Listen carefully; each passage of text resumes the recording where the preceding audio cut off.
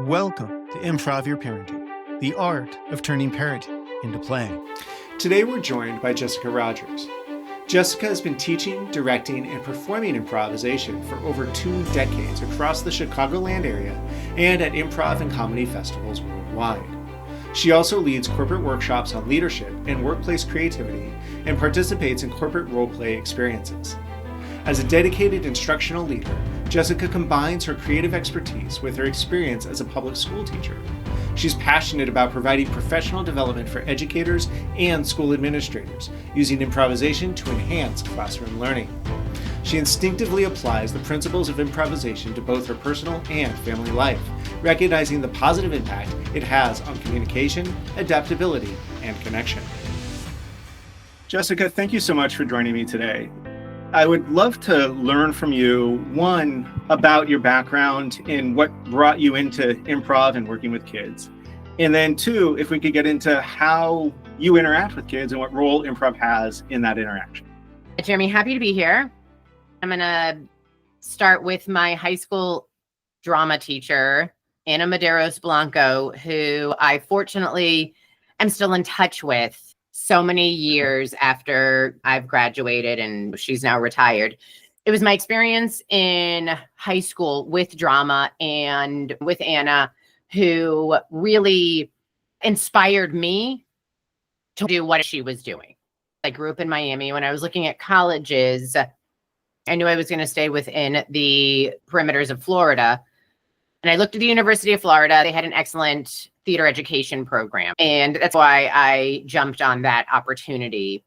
I started in the BFA program over there. About a year and a half into the BFA program, there was a sign for an improv class. My roommate, who was also a great friend of mine, knew that I was unhappy with the theater program. I wasn't feeling challenged. She was the one that pushed me to go to this improv class. And I was apprehensive at first. And then I said, you know what, let's give it a try. And I remember going into the upstairs lobby of the Constance Theater at the University of Florida and watching the beginning of this improv class. My jaw hit the ground. Students, performers were just out of control, amazing, confident. I was in awe. So I left and I went back to my friend and I said, I can't go back. There's no way do that. And she said, you have to do it. You have to do it. And she really pushed me, but fear set in. Anyways, I continued going. I really started to like it. The more I liked improv, the less I was enjoying the theater program. And so I came to a point at the end of my second year where I applied to Florida State University to go to their theater school, but there was something about this improv program that just called to me. So I decided to stay and changed majors. During those first 2 years, I was working with a children's theater company, and that experience inspired me to look into education. So I figured I need stability. I need to know what's happening tomorrow. And I like working with kids, so this seemed like the best of all worlds. So I switched my major to elementary education and continued improvising. Had some amazing experiences, met some wonderful people, got the opportunity to travel around the country and attend workshops, met a bunch of folks from Chicago, met the folks that started The Annoyance, met Sharna and Dell. And that's what I needed to move out of Florida. So I graduated. I got my bachelor's in elementary education. They did not have a theater education program there.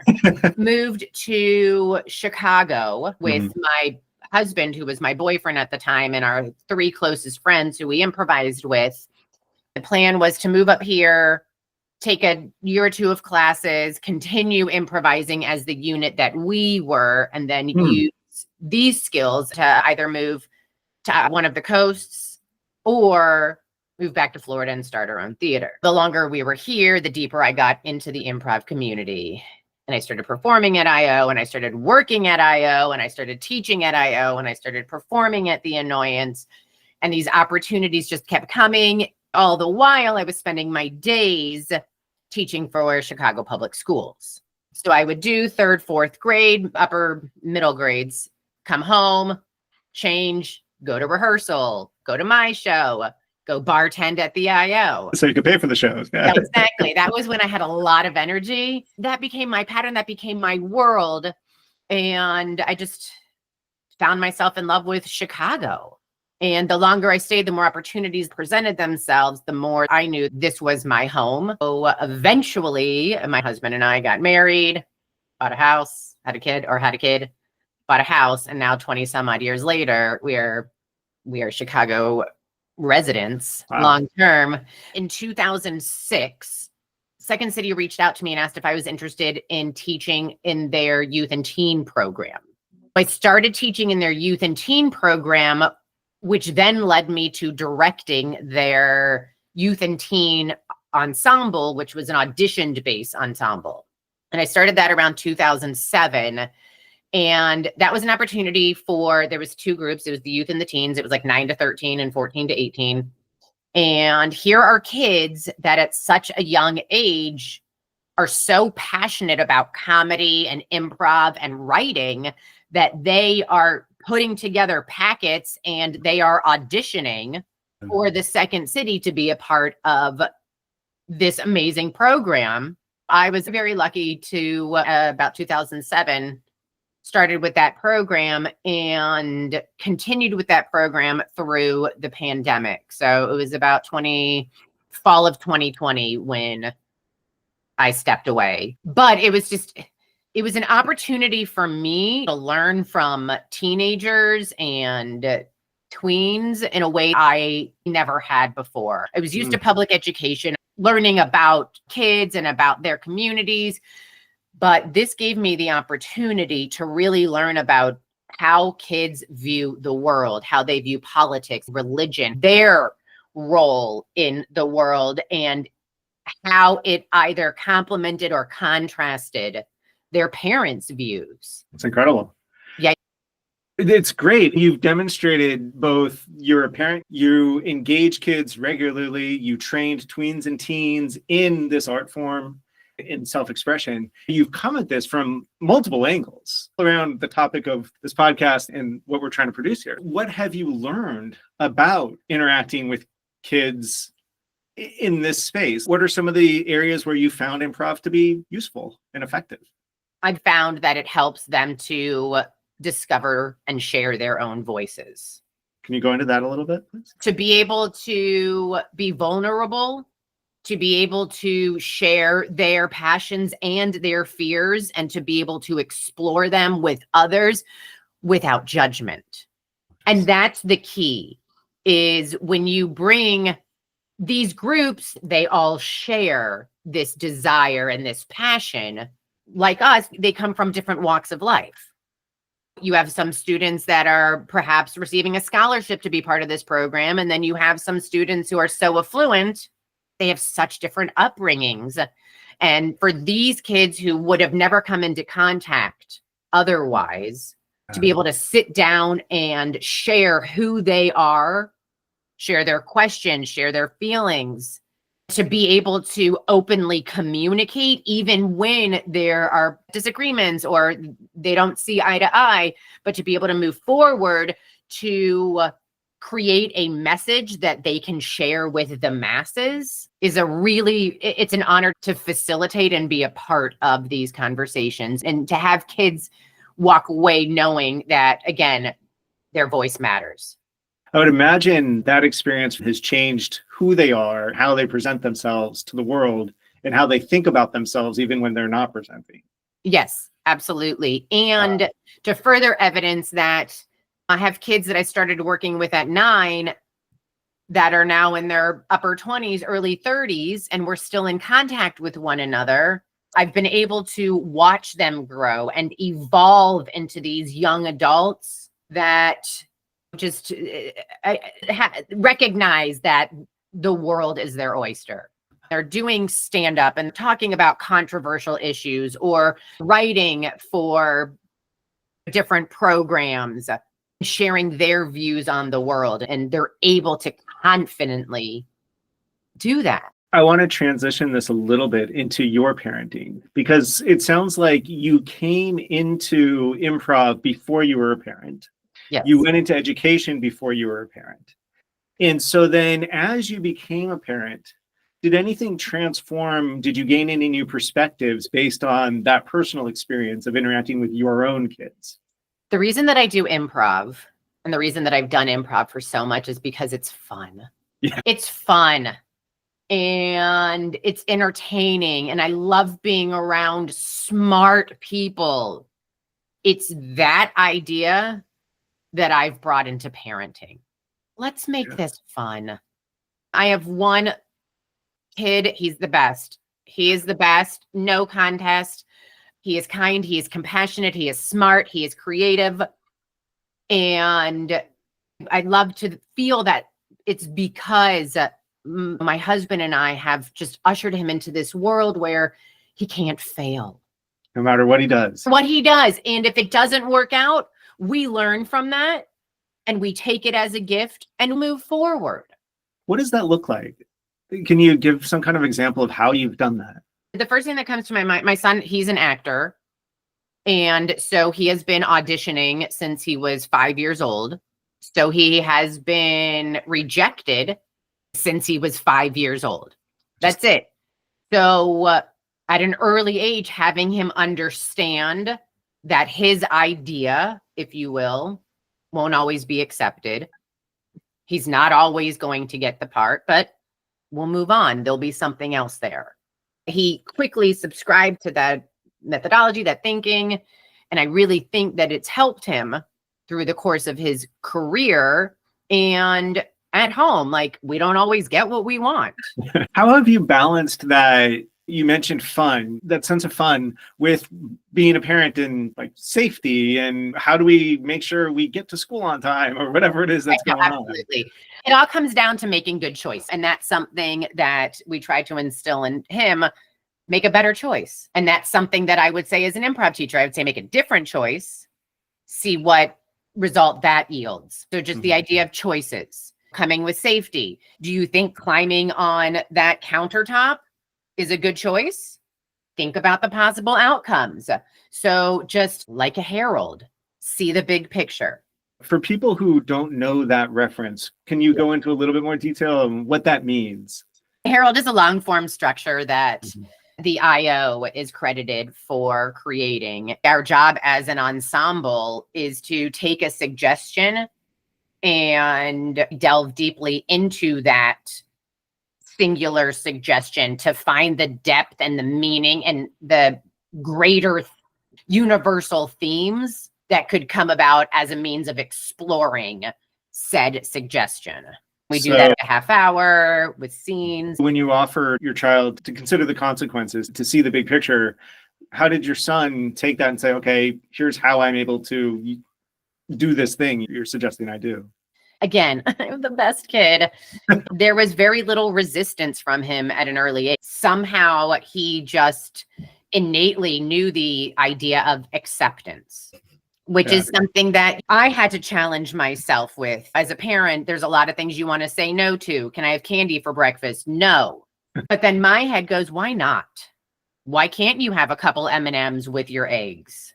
Starting to challenge my thinking and my choices. And when you're challenging your choices, your thinking, is that initially that was a conscious, wait a second, is this necessary? Has that become a muscle that you've flexed and used a lot more to where it's no longer conscious? No, I still have to stop myself every now and again and say, when he asks something and my gut is maybe now's not a good time, why not? Can you talk a little bit about your growing up? Was there playfulness? Was there fun in that child raising experience?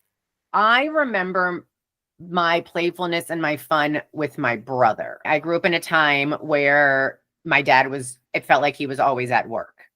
So most of my memories are my mom being around because my dad was working to support the family. But at this point, I have very little memories of sitting around and laughing and playing improv games or any kind of games It was a different time. They didn't really think of it that way. What's fascinating to me then is you've been able to take that experience and then question it and step back from it and say, what's actually useful here in this moment with this person? Yes. As opposed to, here's the script in my head and I'm just going to do that.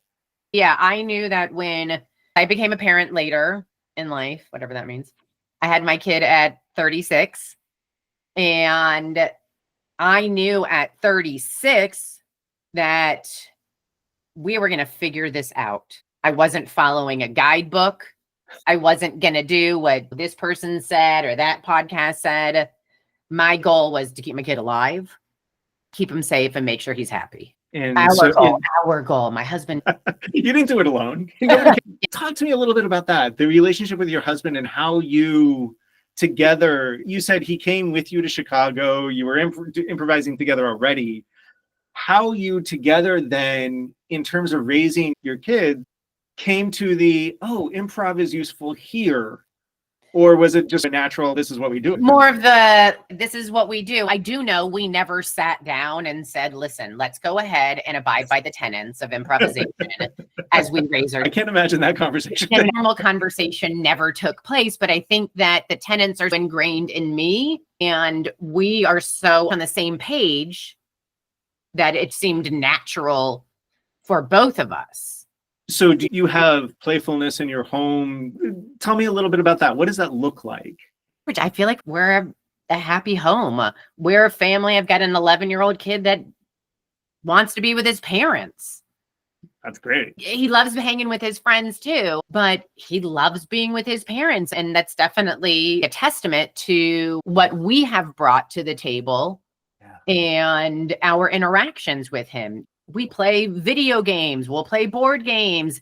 He and I will do yes and conversations because he's taken some improv classes. So the formality of improv, we invite into the house also, and we'll just sit there and create stories. Do you think that him taking those classes has actually helped in terms of that playfulness so that both you and he understand, here's the dynamic of how this could work? Yes, because he had a working vocabulary that he received from other educators, other improv educators, which I think reinforces the unconscious behaviors that happen within our home. If you were talking to somebody who was going to be a new parent or somebody who's new into the space of how can improv help me? They don't have the background in improv that you've had. How would you be able to help them realize things they could do to bring that playfulness in to their interaction with their kids? First, I'm going to say it's about listening. And I think that's the biggest takeaway. Really listening and hearing deeper than what's being said. And I know sometimes as parents, we get frustrated or we have a specific goal we're trying to meet. And it's about being able to pivot or being flexible enough to change that goal or deviate from that goal based on the wants or needs of all participants. So really respecting who they are and what they need rather than what you're trying to get done. Safety first. Absolutely. When you got to go to school, you got to go to school. So that's just life. Yeah. Even as improvisers, we have responsibilities. And the number one responsibility is to take care of our partners. And in this case, it's your kid. In this case, it's your kid. And how do you take care of your partner? You listen to them. Yeah. And how do you take care of your partner? You apply that idea of give and take. When you're taking care of your partner, you're taking care of yourself. The ultimate goal is to have fun. Yeah. And that answered your question. I think it does. When you're talking to that new parent or somebody new in this space, this person you're interacting with is an individual. They have wants, needs, desires, just like you. What you're saying is listen to those. Get to what they actually mean, not necessarily the word that was used. And then from there, figure out how do we make this work and enjoyable in the process. Yes. Very cool. If you are doing that, what does that look like for that relationship over time? It sounds like there's been a lot of play, a lot of confidence built. How does that evolve into that relationship between you and your kids? We talk, we are open. I was just telling a girlfriend of mine, I think we might be a little too open. He is very comfortable asking questions. He is very comfortable with sharing his curiosities. And in turn, I need to be comfortable answering and helping him understand some more maybe mature topics. Yes. But I really think that this openness and this comfortability comes from the ensemble that we have built. If I can't trust you off stage, I can't trust you on stage. And we have really built such a strong level of trust and openness. My kid will advocate for himself. My kid is not afraid to say what's on his mind. If he needs something, he will ask, whether it's from us, whether it's from a friend, whether it's from his teacher. I appreciate, again, going back to our conversation from earlier, he has found his voice. He knows how he feels. He knows what he wants. And he's not afraid to ask for it. Always leading with kindness and integrity, which is what we do on the stage. Though we may wear a different hat, though we may find ourselves exploring a perspective or point of view different from our own, though we may be shooting for a satirical moment, we always do so with the utmost integrity and putting people first. Sounds like great lessons and building great people for help whatever future may arise. Yeah. Goodness gracious.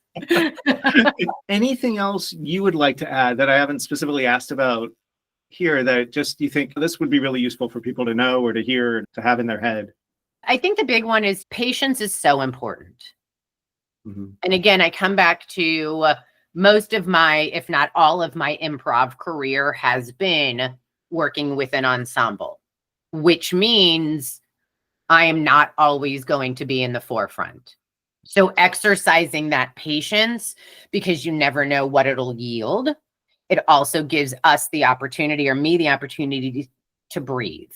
And again, just understanding others' perspectives. We don't all think the same. That's why I improvise as an ensemble and I don't do stand-up. I want to take advantage of my ensemble's levels of expertise. I want to take advantage of their background knowledge. I want to utilize the resources that they bring to the table as well. So just having that sense of understanding. So when working with kids, being able to take that breath before responding and being able to have the patience to know it's okay to have this pause before something happens. Yes. And before I do something. Yeah. And then having that understanding in knowing there might be something that they're going to offer that I didn't even think of. Yes. That will help us with whatever it is we're doing. Yeah. Yeah. And so that's the ensemble piece. Looking at your kid as that partner and giving them that space. Yes. And it's funny because I find from teaching improv for so long, we see improvisers make similar choices over and over again. And I find myself using the same anecdote in regards to adults playing children.